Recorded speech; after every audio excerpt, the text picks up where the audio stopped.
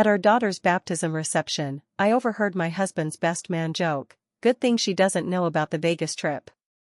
When I confronted him later, he laughed and said, "What happens in Vegas?" I left that night, filed for divorce, and made sure the pastor knew exactly what kind of man had stood at that altar. I was never one of those women who dreamed about a big wedding or a white picket fence. I just wanted someone who would stand by me. Be honest. Be decent. That's it. When I met Ray, he wasn't flashy. He was funny, thoughtful, patient. He remembered little things. Like how I liked my coffee. How I hated cilantro. He showed up when he said he would. He made me feel safe. I thought I hit the jackpot. We got married in 2020, right before the world shut down. Nothing big, just a small ceremony with family at our church in Del Mar, just south of Albany. He cried when I walked down the aisle. Everyone told me how lucky I was. That I had a good man. I believed them. We had Maggie a couple years later. She was a surprise, but a good one.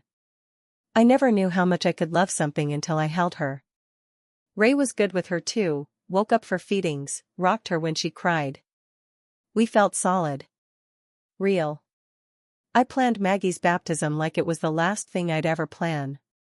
I wanted everything right. The dress, the flowers, the food.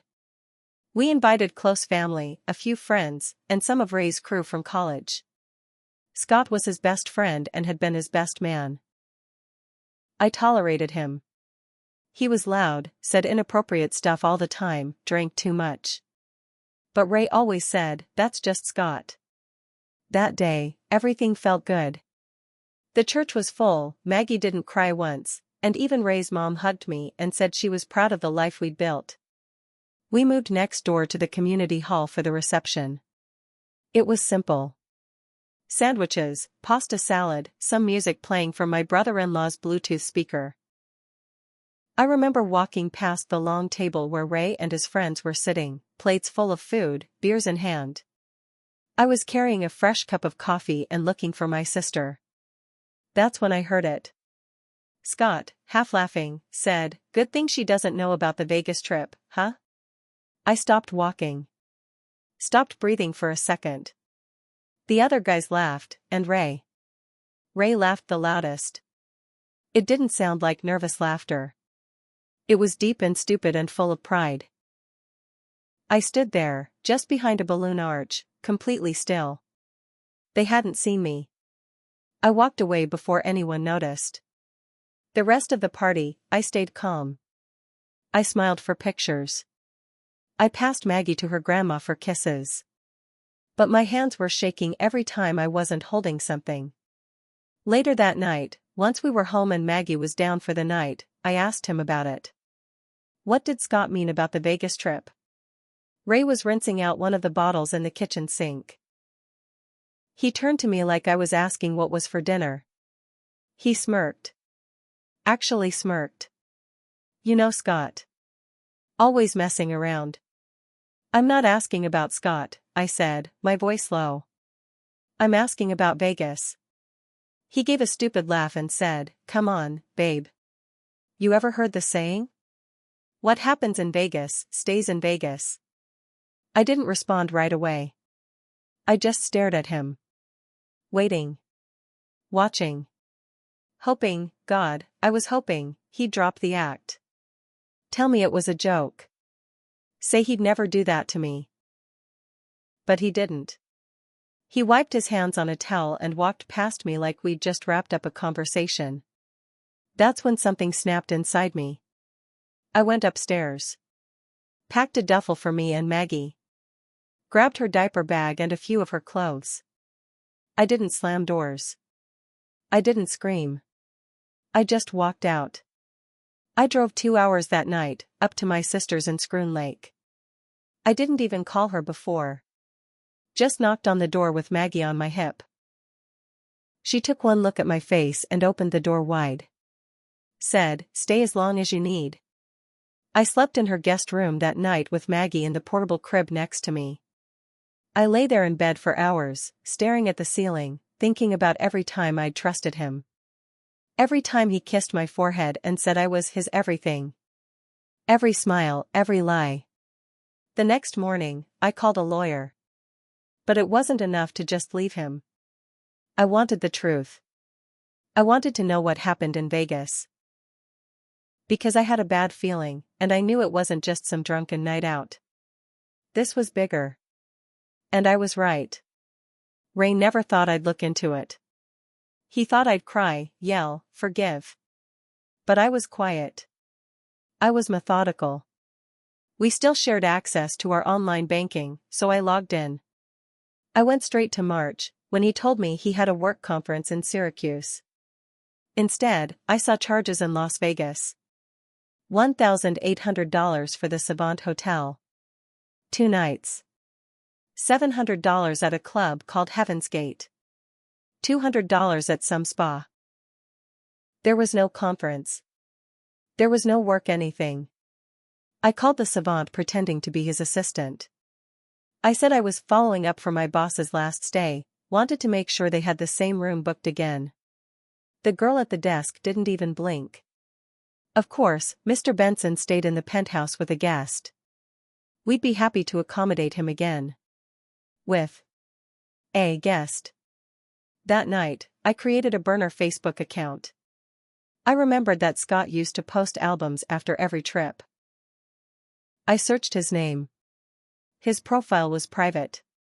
But I remembered I had a college Facebook page from back in the day, one I never deleted. And sure enough, he hadn't blocked that one. There it was. An album titled Boys Gone Wild, Vegas 2023.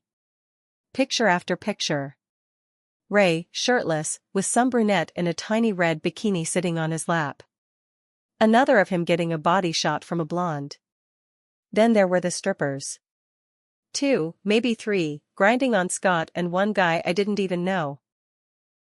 They were laughing, drunk, having the time of their lives.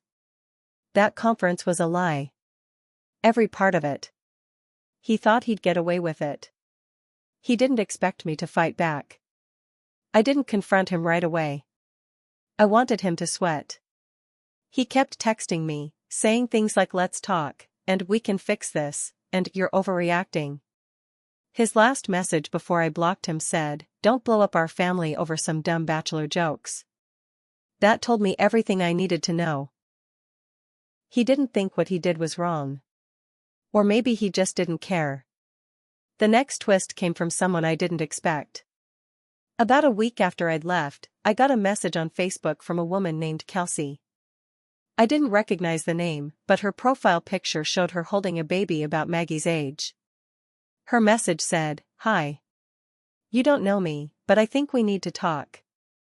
It's about Ray." My heart dropped. I messaged her back. We agreed to talk the next morning, while our babies were both napping. She called me from a 518 number. Upstate. Not far from us. "Kelsey," I said when I answered. She let out a breath like she'd been holding it for days. "I don't know how to start this," she said, "but I've been seeing Ray for almost a year." Everything went quiet in my head. She went on. I thanked her. I didn't have it in me to say much more. I didn't blame her. I'd seen how easily Ray lied. How smooth he could be when he wanted something. After we hung up, I sat in my sister's kitchen and cried for the first time since leaving him. Maggie was sleeping in the next room. I cried because I felt stupid. I cried because I was angry. And I cried because deep down, I knew this man would have kept lying forever if no one had stopped him. So I stopped him. My lawyer was a pit bull. She told me not to say anything else to Ray. Let her handle it. She filed for divorce immediately. Requested sole custody. Emergency hearing. Ray tried to play nice for the first few days. Sent flowers to my sister's house. Handwritten letter. Said he missed Maggie. That he was working on himself. Then he got the divorce papers. He flipped. Started sending angry messages through mutual friends. Said I was trying to destroy him. That I was weaponizing our daughter. He went to his boss to ask for a few days off. The same boss he charged $300 worth of strip club drinks to on a work card. Apparently, Ray didn't realize his expense reports got flagged. He was fired within the week. That wasn't even the worst part for him. Before the baptism, Pastor Hill had prayed over our family. He looked Ray in the eyes and said, "Be faithful to your vows. Be a man your daughter can be proud of." Those words haunted me. So I made an appointment. I brought the photos. The receipts. Everything. Pastor Hill didn't speak for a full minute after I laid it all out. After Kelsey came forward, 2 more women messaged me. Both said they'd met Ray through mutual friends. Both thought he was single. Both had slept with him during the time I was either pregnant or recovering from giving birth. Ray had been living a double life. 3 women. 1 wife. 1 baby. 1 giant lie. Every time a new piece of the puzzle fell into place, I wrote it down. Collected it. Built a case, not just for divorce, but for the custody battle. For Maggie. Because I wasn't just fighting for revenge anymore. I was fighting to protect my daughter from growing up thinking this kind of man was normal. When he realized he was losing everything, he tried to flip the script. He told his mom I was keeping Maggie hostage. That I was making up lies to turn people against him. His mom believed him. She called me crying, begging me not to take his child away. I emailed her the Vegas photos. The text transcripts from Kelsey. The voicemail. She never called again. Ray also tried to get temporary custody just to spite me. Claimed I was unstable and vindictive. The judge asked for proof. He had none. My lawyer handed over everything. The judge didn't even let Ray finish his statement. Motion denied. I thought it was over. Then he tried to use our daughter against me. I thought he'd give up after the custody hearing. But Ray wasn't just arrogant. He was dangerous when desperate. 3 weeks after the judge denied his motion, I got a call from Maggie's daycare. They said someone came by claiming to be her father and tried to pick her up, without being on the approved list. It was him. He knew damn well the court hadn't granted him any custody yet. He wasn't even allowed unsupervised visits at that point. The daycare director had done everything right, refused to release Maggie, called me, and then called the police when he wouldn't leave. He didn't get arrested, but a report was filed. That went straight to the judge. My lawyer added it to the custody case. It helped. A lot. But that incident shook me. Because now it wasn't just about cheating or lying. It was about safety. After that, I changed Maggie's daycare to a private one, closer to my sister's house, with tighter security. Ray wasn't told where. We set up a P.O. box and got a new phone plan under my sister's name. I had to make sure he couldn't reach us. Ray's behavior started spiraling after that. He lost his apartment 2 months later, couldn't keep up with rent after losing his job. Moved into a friend's basement. Then got kicked out of there too. His friends? Most of them were gone. Turns out guys who cheat on their wives and hit on their buddies' girlfriends lose their circle real fast. Kelsey told me he tried to contact her again. Left a voicemail at 2 a.m., slurring his words, saying she was the only one who ever really got him. She didn't answer. But here's where things really took a turn. Ray started posting on Facebook again. Pictures of Maggie from 6 months ago, photos I took. He wrote captions like "Missing my little girl. Hope one day she knows how hard I fought for her." That made me see red. He never once showed up for supervised visitation.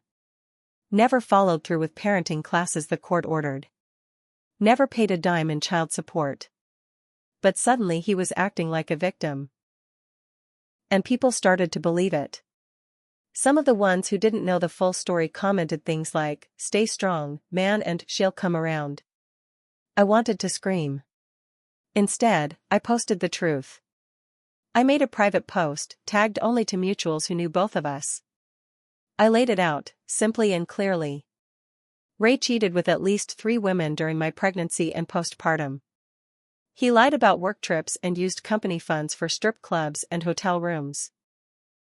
He was caught trying to take Maggie without legal permission. He had not shown up for one court-approved visit. I attached screenshots. Redacted names where I needed to. But the facts were right there. It went viral in our circle. People messaged me to apologize for believing him. A few people publicly unfriended him. Others commented on his post, asking why he hadn't denied any of the things I wrote. He didn't respond. Just deleted his account a few days later. 3 months into the custody case, Ray requested a new hearing. Said he had new evidence that I was an unfit mother. I was stunned. He had nothing on me. I didn't drink, didn't party, had no criminal record, no missed daycare pickups, no reports from child services, nothing. I didn't understand what he was playing at. Until the hearing. He'd hired some sketchy PI, probably blew his last bit of money on it. The guy followed me for 2 weeks and took pictures of me going in and out of my therapist's office. That was it. Ray tried to tell the judge I was mentally unstable because I was seeing someone for psychiatric issues. Tried to twist it like I was a threat to my own child. The judge didn't even flinch. In fact, the judge said something I'll never forget: seeking therapy is not a sign of instability. It's a sign of maturity. You, on the other hand, Mr. Benson, have demonstrated a repeated disregard for court orders, safety boundaries, and basic honesty. He lost visitation for 6 more months. Remember Pastor Hill? He called me a month later. Said he'd spoken to the board again. They were planning to release a formal statement about conduct expectations for volunteers and mentors, and part of it would address the recent situation involving Ray Benson. But that wasn't the big news. Turns out the pastor had received a letter from a parent. One of the teens Ray had mentored came forward. Said Ray had told him it was okay to cheat if your wife got boring. That every man needed a side girl to stay sane. The boy said it made him uncomfortable, but he didn't want to get Ray in trouble at the time. When everything came out, he told his mom. That mom? She was the church secretary. Ray's name was permanently removed from the church directory. They banned him from returning to any youth activities ever again. They even had a meeting to address the boys in the group, apologizing for the example Ray had set. But I still wasn't done because I had one last thing to do. And that's what I'll tell you next. He thought it was over. But I was just getting started. After everything, the lies, the cheating, the fake Facebook posts, the court games, I realized something. Ray never thought he'd lose. Even when his job, his friends, his church, and his money were gone, he still thought he could somehow win. He thought if he made me look bad enough, if he wore me down enough, I'd give in. Maybe not take him back, but at least meet him halfway. He didn't understand. I wasn't playing halfway. I was burning every inch of the bridge behind me, and making sure he never found his way back across. 6 months after he lost visitation, we had our last custody hearing. He showed up in a wrinkled dress shirt, no tie, and shoes so scuffed they looked borrowed. He hadn't paid child support. Not once. He hadn't finished his parenting classes. He didn't even have stable housing. My lawyer had a file as thick as a phone book. Receipts, statements, screenshots, signed affidavits from the daycare, from Kelsey, from the PI he hired who ended up turning on him after Ray stiffed him on the final payment. We showed everything. The court gave me full legal and physical custody. Ray was stripped of all parental rights. No visitation. No calls. No decisions. Nothing.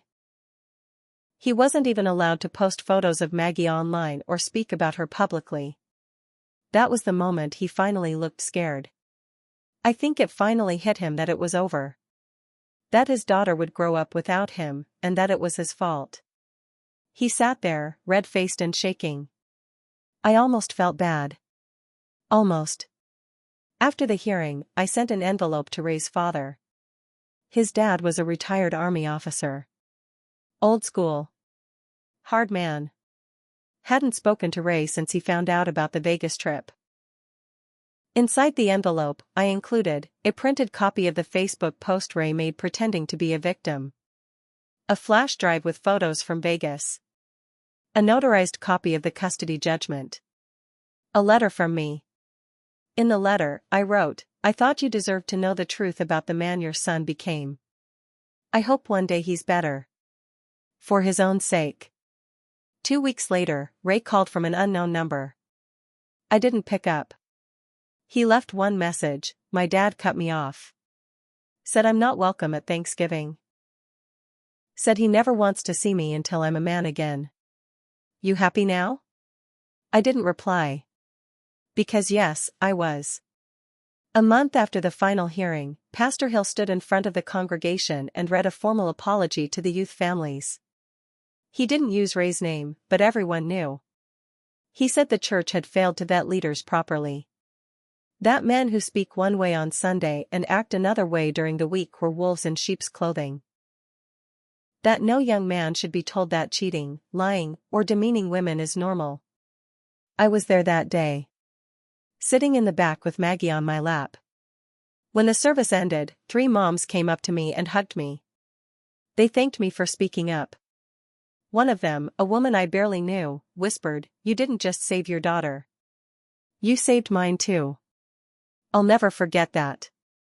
After the court reports and daycare incident, Ray's name ended up in a state child safety database. Not criminal, but flagged. That means he can't work with kids again. Not in schools, churches, camps. Not even as a volunteer soccer coach. He applied for a job at a community center in Ohio 2 months after moving. He was denied. The background check came up red. He posted online, under a new name, complaining about how one crazy ex ruined my life. I screenshotted it.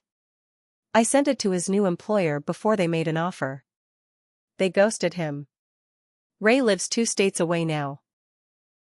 Last I heard, he works under the table doing odd jobs. Lives in someone's garage. Drives a beat-up truck with expired plates. Drinks a lot. Blames the world. Me? I finished my nursing degree. I rent a small house near my sister. I have peace. Maggie's 4 now. She laughs every day. She loves painting, dinosaurs, and her dog Max. She doesn't remember Ray. And that's a gift.